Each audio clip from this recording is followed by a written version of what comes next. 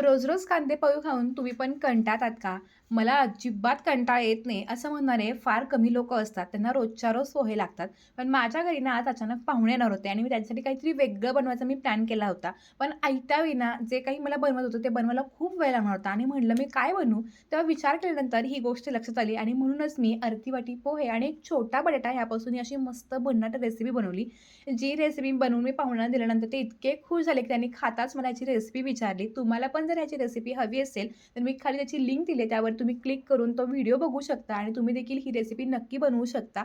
ह्या रेसिपीची खासियत म्हणजे ही रेसिपी किंवा हा पदार्थ आपण बनवून ठेवून 2 ते 3 दिवस आरामात एन्जॉय करू शकतो किंवा आयत्या वेळी पण हा रेसिपी नक्कीच बनवू शकतो. त्यामुळे तुम्ही ही रेसिपी तर जरूर बनवून बघा आणि तुम्हाला जर आजचा व्हिडिओ आणि आजची रेसिपी आवडली असेल, तर व्हिडिओला लाईक करून व्हिडिओ कोणत्या गावातून पाहताय हे मला कमेंट करून सांगायला विसरू नका.